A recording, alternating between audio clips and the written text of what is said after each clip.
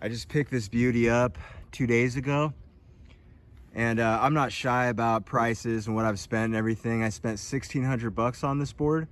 The guy had it listed for 2 grand, and yeah, I offered him 1,500, and he met me right at 1,600 right away. I knew I couldn't resist.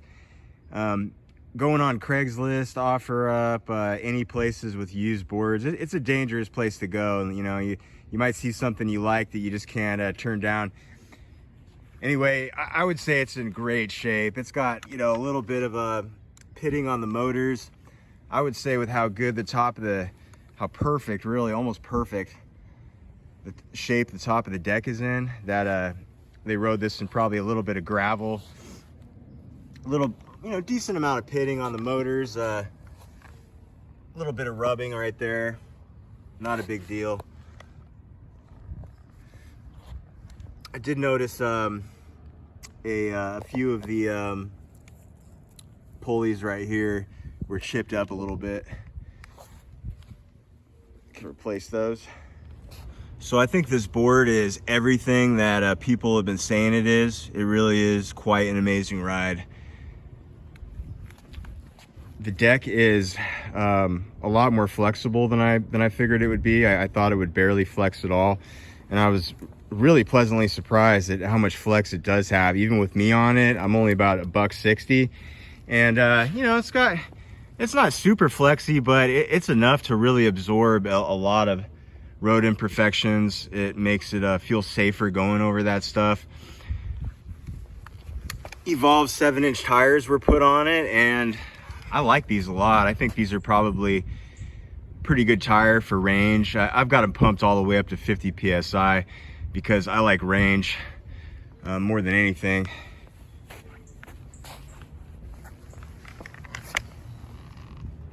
Beautiful. It's got the metal mounts on it. I guess for a while they were making the mounts out of plastic for a little while. And this is, I believe this is a 2020 board. So to tell you guys the truth, I actually thought that I had bought a Nazare Super Sport. I thought that this was like the same board that they're currently selling, the Super Sport model, but just with different grip tape. Because it does have the Hyper trucks, just like that board. And I was a little disappointed when I found out that I didn't have the current model, but I love this board so much. And tell me what you guys think. Did I pay a little bit too much for a 3-year-old board, or did I get a pretty decent deal? Oh, and the bottom of the board, it's just got a little bit of scraping. Not too bad. It's got a little, looks like a melted spot, but I don't really think that's going to be a problem.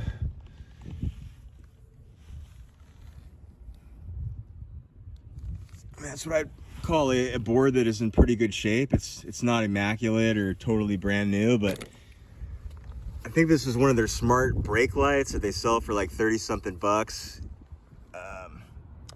I just don't like how it's when I'm riding, but I think you can get mounts, some solid fixed mounts, which I'll definitely get those after looking into them.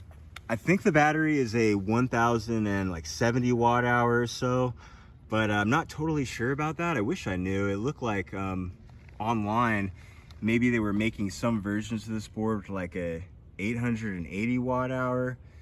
And I'm not really totally sure. I like the board either way. I did download the Stormcore map, was hoping to connect and just be able to see, my state of charge just for when I go on rides. That's basically all I care about. And when I turned the board on and had the Stormcore app open, a little file came up that said Unity. And after looking it up, it looked like some of the earlier versions, well, I think the first versions of this board they made had the Fockbox Unity in them. So if anyone knows how to connect to that, assuming it has one, please let me know. That's pretty much all I'm really missing with this board, is to be able to know where my charge is at. Right now, I'm just kind of guessing on how the power feels and how much sag it has. I took this board on a like probably 12, maybe 15-mile ride the other day, and it still seemed to have quite a lot of power left. I'm only about 160 pounds, so you know, this board is real quick with me on it. I get pretty good range. We'll see how much range in total I can get.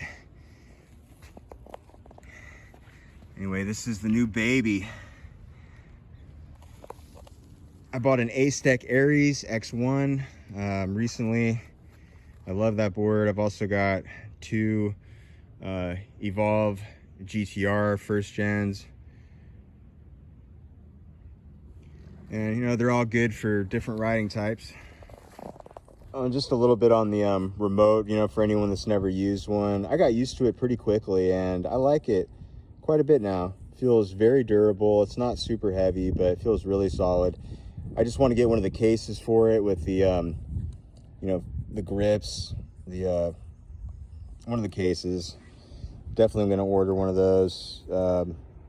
This wheel takes quite a bit of pressure to move, but I like that because it just makes it a lot harder to hit the brake on accident or over accelerate with this board. This is not bad. So I can kind of see what everyone's talking about now. And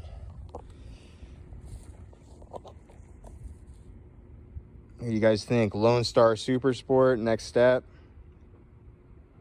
Pick one of those up used for about $3 grand, $3,200.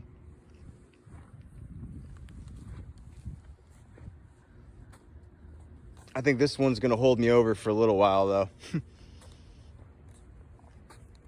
All right, well, thanks a lot for checking it out, guys.